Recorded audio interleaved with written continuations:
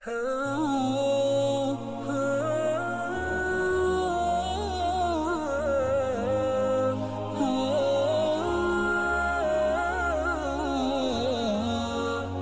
है, क्या कोई ऐसी रिवायत है कि जिसने रजब की 1 तारीख का रोज़ा रखा उसके 4 साल के गुनाह मुआफ़ हो जाएंगे? ऐसी कोई रिवायत नहीं है। रजब के महीने की कोई फजीलत कुरान और सुन्नत से साबित नहीं,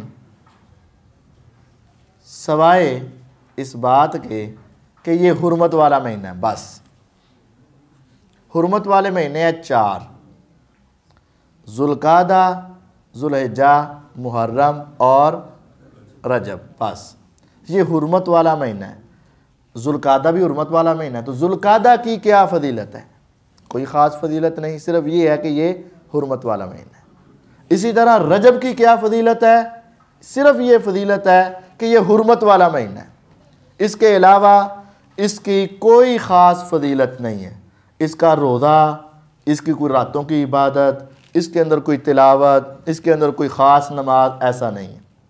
हाँ, एक बात ज़रूर है कि 22 रजब के बारे में तारीख़ में आता है कि अमीरुल मोमिनीन, अमीरुल मुजाहिदीन, अमीर मुआविया रज़ी अल्लाह ताला अन्हु इस दुनिया से रुखसत हुए थे। जब वो इस दुनिया से गए तो इस्लाम के दुश्मनों ने उस दिन को बड़ी खुशी का दिन बना लिया।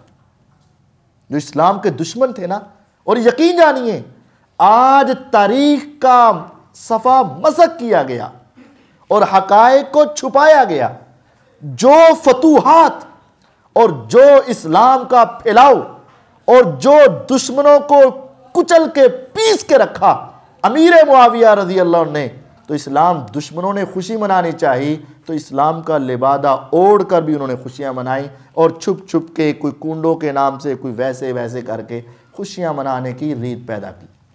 इस महीने की कोई ख़ास फजीलत नहीं, सवाए इसके कि ये एक हुर्मत वाला महीना है। बस ना हम उस दिन में कोई सोग मनाते हैं और ना हम उसमें कोई खुशियाँ मनाते हैं।